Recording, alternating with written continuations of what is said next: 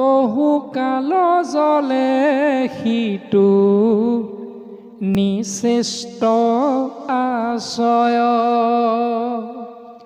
পাছে নাৰায়ণ ৰূপে তাত ভগৱন্ত প্ৰৱেশিয়া চতুৰ্দশ লোক কল্পিলন্ত ৰামে স্থানে স্থানে দেৱ দৈত্য থাপিলন্ত নৰ বিৰাট শৰীৰ ইহা বুলি ঈশ্বৰ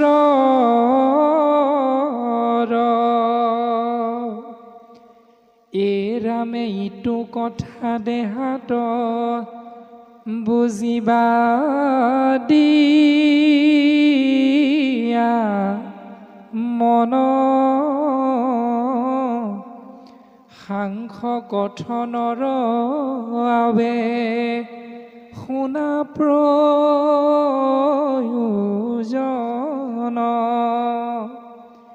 অন্তৰ্যামী ভগৱন্ত জগত আধাৰ ভক্তি বিৰকতি তাক কৰিয়া বিচাৰ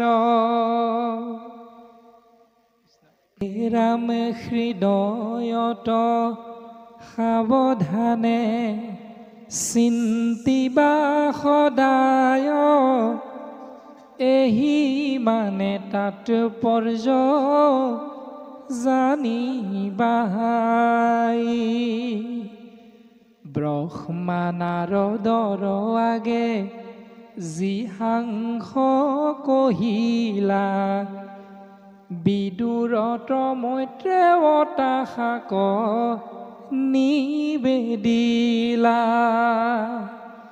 হে ৰাম সেহি সাংস দেৱসূতি মাতৃৰ আগত কপিল ঈশ্বৰে আবে কৰিলা বেকট সাংস শুনি দেৱসূতি পুচন্ত দুনাই আৰু এক কথা বাপ কহিও বুজাই ৰাম প্ৰকৃতি পুৰুষ দুইৰো হেৰায়েৰি নাই অন্য আশ্ৰয় কৰিছে কথাই নাই ভিন্ন ভাৱ যেন জলৰ ৰসৰ তাৰো পুনু সংসাৰ সুতপন্ন হে ৰামে তেকেলো কৰ মুখ কেনমতে হয় ইটো মোৰ সংশয় চেদিও কৃপাময়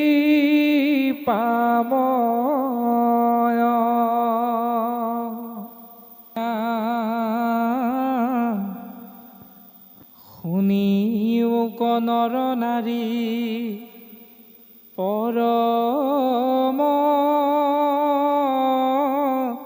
পবিত্ৰ তৃতীয় স্কন্ধৰ কথা কপিল চৰিত্ৰ কলিমল বিনাশক আতপৰে নাই জানি সাৱধানে শুনা খেলানো যোৱাই ৰাম জয় জয় কপিল স্বৰূপ কৃপাময় ভকতি বিৰক্তি যিটো কৰিলা উদয়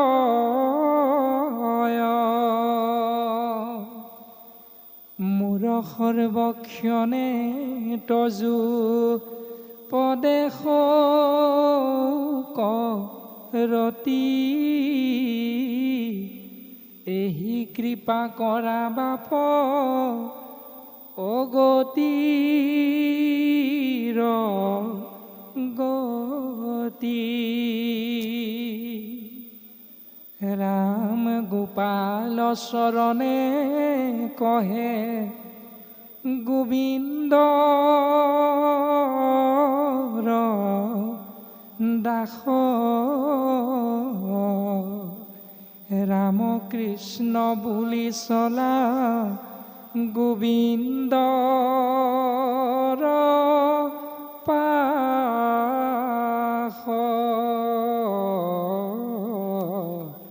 কৃষ্ণ হৰি ৰাম ৰাম ৰাম। সমস্ত জনা পৰম বৈষ্ণৱৰ চৰণ পংকজত পুনশ্চবাৰ আমি মহা অধমে ভক্তি ভৰা সেৱা নিবেদন কৰা হৈছে। কৃষ্ণ ও শংকৰে হে গুৰু মোৰ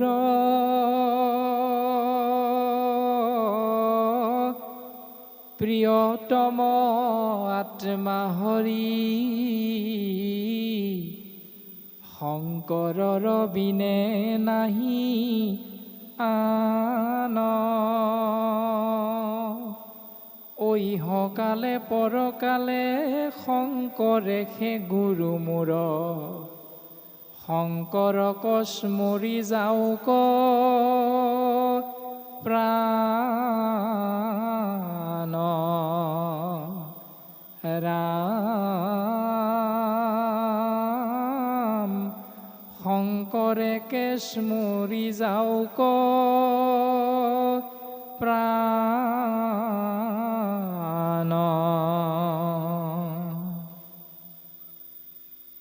এতিয়া আমাৰ সমস্ত জনা দেহধাৰী জীৱশ্ৰেষ্ঠ মানৱৰ কেৱল এজনাই গুৰু, সিজনা হ'ল শ্ৰীমন্ত শংকৰ। এই যে আমি সকলোৱে শ্ৰীমন্ত শংকৰ শ্ৰীমন্ত শংকৰ শ্ৰীমন্ত শংকৰ আমাৰ পৰম গুৰু বুলি কৈ দিলোঁ, তাৰ মানে শংকৰদেৱ আমাৰ সকলোৰে গুৰু হৈ গ'ল নেকি? মাধৱদেৱে সিদ্ধান্ত দি গ'ল গুৰু ভতিমাৰ জৰিয়তেই হওক, নামঘোষা শাস্ত্ৰৰ বস্তু প্ৰকাশৰ জৰিয়তেই হওক সুন্দৰভাৱে দি গ'ল যে শ্ৰীমন্ত শংকৰ সেইসকল দেহধাৰী জীৱশ্ৰেষ্ঠ মানৱৰহে একমাত্ৰ গুৰু, যিসকল কেৱল হৰি ভকত বুলি কোৱা হৈছে। শ্ৰীমন্ত শংকৰ হৰি ভকতৰ হয়। আমি সমস্ত জনা দেহধাৰী জীৱশ্ৰেষ্ঠ মানৱৰে গুৰু শংকৰ, কিন্তু তৎসত্বেও শংকৰদেৱ সেইসকলৰহে গুৰু যিসকল কেৱল হৰি ভকত বুলি কোৱা হৈছে। কৃষ্ণ। এতিয়া আমি নিজকে সুধিব লাগে যে আমি হৰি ভকত প্ৰকৃত অৰ্থত হৈছোঁ নে নাই হোৱা। যে আমি কেতিয়াবা আমাৰ গৃহস্থী ধৰ্ম পালন কৰোঁতে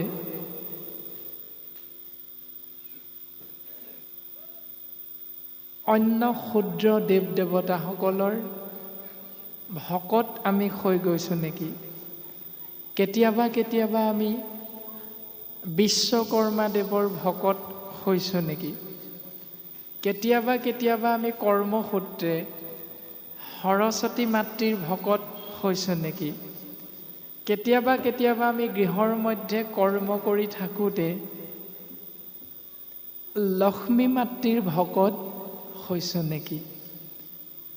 যদি আমি তেনেধৰণে ক্ষুদ্ৰ ক্ষুদ্ৰ দেৱতাসকলৰ ভকত হৈছোঁ, তেতিয়াহ'লে শাস্ত্ৰই আমাক সিদ্ধান্ত দিছে যে আমি এক শৰণীয়া হ'ব পৰা নাই।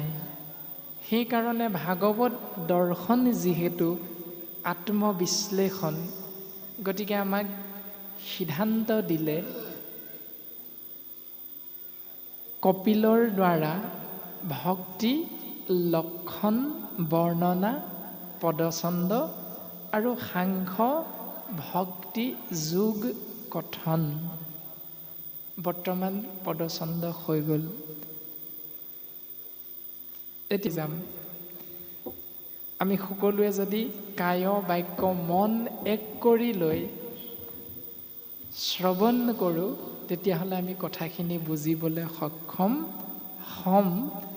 যদি আমি কায় বাক্য মন এক কৰি নলওঁ, তেতিয়াহ'লে আমি বিষয়বস্তু ভাল ধৰণে বুজিবলৈ সক্ষম নহ'ম। এতিয়া ভক্তি মানে কি আমি সকলোৱে বুজি পাইছিলোঁ যে ভক্তি মানে ভাৱনা বুলি কৈছে। জীৱই অৰ্থাৎ মনুষ্যই যেমতে ভাবিব সেইমতে মাগন্তাজনক দেই ফল দান। ঈশ্বৰক আমি যি ভাবি যেনেধৰণে ভাবি ঈশ্বৰৰ প্ৰতি সেৱাভাগ আগবঢ়াম, ঈশ্বৰে আমাক তেনেধৰণে কৃপা কৰিব। ভক্তি মানে হ'ল ভাৱনা। এতিয়া আমি শব্দ ব্ৰহ্ম যদি বিচাৰ কৰোঁ, তেতিয়াহ'লে উত্তৰ এটাই পাম, ভজ ধাতু ইক্তিন হ'ল প্ৰত্যয় সমান ভক্তি বুলি কোৱা হৈছে। ভজ ধাতু যোগ ইক্তিন প্ৰত্যয় সমান ভক্তি। সাংখ্য ভক্তি যোগ কথন মানে সিদ্ধান্ত বুলি কোৱা হৈছে। কপিল ঈশ্বৰে মাতৃ দেৱসতীৰ আগত কৈ আছে যে সেই মাতৃ জ্ঞান ধৰ্ম কৰ্ম আৰু জ্ঞান একোটা শূন্য। গতিকে এই শূন্যকেইটাক সাৱটি ধৰি থাকিলে জীৱই মুক্তি নাপায় নহয় মা।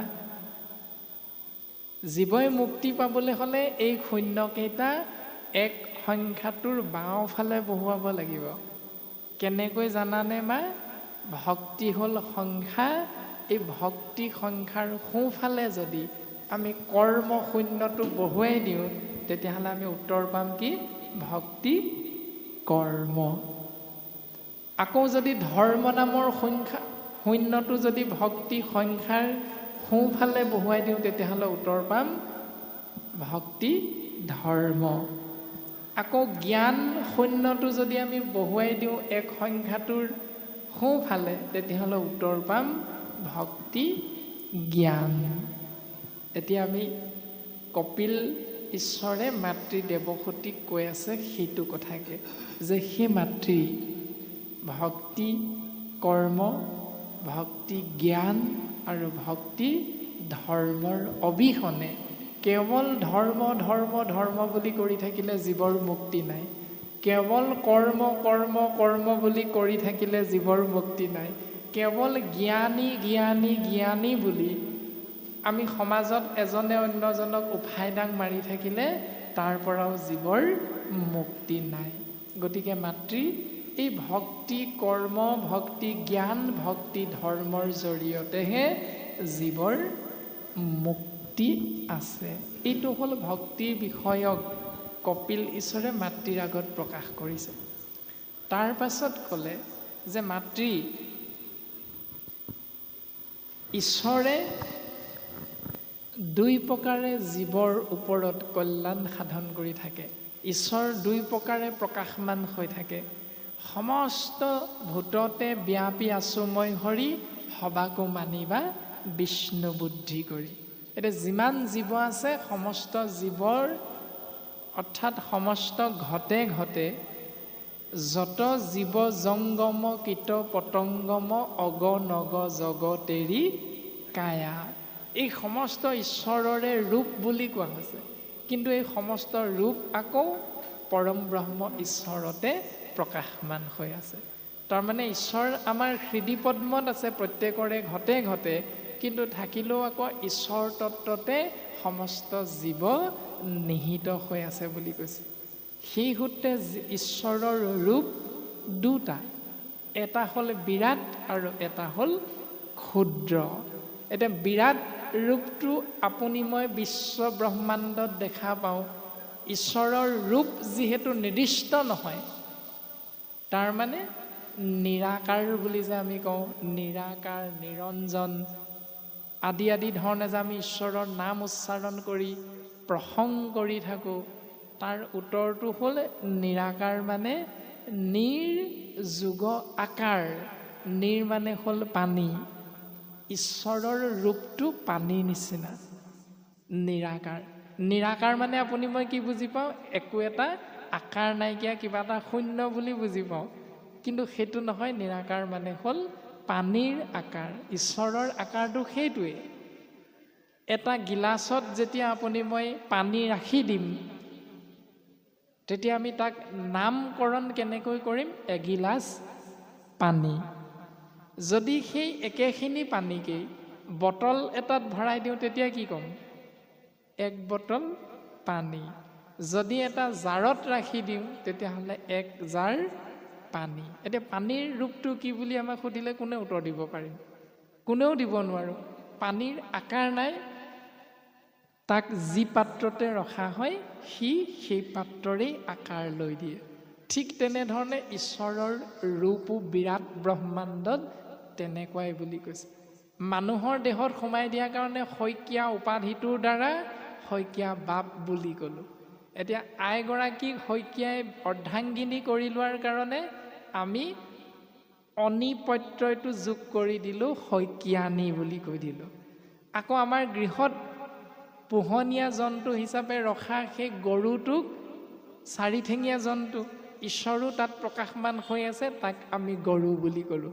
কিন্তু কেনেবাকৈ আপোনাক মোক যদি গৰু বুলি এজনে গালি পাৰি দিয়ে, আমাৰ খং নুঠিবনে? উঠিব। কিন্তু ঈশ্বৰৰ বিৰাট ৰূপটো হ'ল তেনেকুৱা। গৰু, কুকুৰ, ছাগলী, পোক পৰুৱা, কীট পতংগ, মানুহ আদি সমস্ত ঈশ্বৰৰ একোটা ৰূপ বুলি কোৱা হৈছে, যি ধৰণে নিৰাকাৰ মানে পানীৰ আকাৰ বুলি কোৱা হৈছে। এইটো হ'ল বিৰাট ব্ৰহ্মাণ্ডৰ ভগৱন্তৰ বিৰাট ৰূপ। এতিয়া ক্ষুদ্ৰ ৰূপটো যি ধৰণে ভূ ভুৱ স্ব মহী জন তপ সত্য আদি ধৰণে সপ্ত লোক আছে আৰু সপ্ত পাতাল আছে। এই সপ্ত লোক আৰু সপ্ত পাতাল লগ হৈ যি ধৰণে ১৪ ভুৱন বুলি কোৱা হৈছে, এই ১৪ ভুৱনৰ মূল কেন্দ্ৰবিন্দু হ'ল কেৱল পৰম ব্ৰহ্ম ঈশ্বৰ কৃষ্ণ। এয়া হ'ল বিৰাট ব্ৰহ্মাণ্ড। আপুনি মই যাব লাগিব হিমালয় পৰ্বতলৈ, আপুনি মই যাব লাগিব বদৰিকা আশ্ৰমলৈ, আপুনি মই যাব লাগিব গংগাত স্নান কৰিবলৈ। এতিয়া এয়া হ'ল বাহ্যিক, কিন্তু আভ্যন্তৰীণ হিচাপে আমাৰ এই ২৪টি তত্ত্বৰে গঠিত ক্ষুদ্ৰ নৰদেহাত ভগৱন্ত পুৰুষ পৰম আত্মাৰূপে প্ৰকাশমান হৈ আছে। মই তোমাক ভাণ্ডো তুমি মোক ভাণ্ডা, ১৪ সাক্ষীক ভাণ্ডিব কোনে, মানে কোনো উপায়। এতিয়া ১৪ সাক্ষীক আপুনি মই ঠগিব পৰা কিবা উপায় আছে জানো? ১৪জন সাক্ষী বাহিৰৰ বিশ্ব ব্ৰহ্মাণ্ডতো আছে আৰু আমাৰ এই ক্ষুদ্ৰ ব্ৰহ্মাণ্ড বুলি কোৱা ২৪ তত্ত্বৰে গঠিত এই নৰদেহাটো আছে। গতিকে আমি এক শৰণীয়া বুলি ক'বলৈ যাওঁতে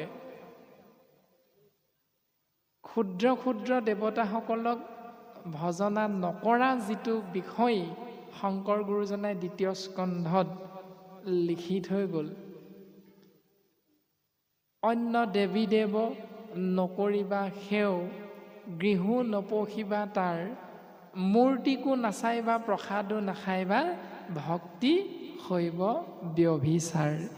এই বুলি যে কৈ দিলে ক্ষুদ্ৰ ক্ষুদ্ৰ দেৱতাসকলৰ মূৰ্তি নাচাবা, তাৰ পাছত মূৰ্তি যি স্থানত আছে সেই স্থানলৈ নাযাবা, তাৰ পাছত সেই মূৰ্তি ৰখা স্থানত যদি কিবা প্ৰসাদৰ ব্যৱস্থা কৰিছে তাকো তোমালোক দেহধাৰী জীৱই নাখাবা, অন্য দেৱী দেৱ নকৰিবা সেও, গৃহ নপশিবা তাৰ, মূৰ্তিকো নাচাইবা, প্ৰসাদো নাখাইবা, ভক্তি শৈৱ ব্যভিচাৰ। এই চাৰিটা ধাপ মানুহক, এজন ভকতক তুলি ল'বৰ বাবে গুৰুজনাই শাস্ত্ৰসন্মত সিদ্ধান্ত দিলে। আমি এখন গৃহ পাতিম, পথাৰৰ মাজত 2 বিঘামান মাটি কিনি ল'লোঁ।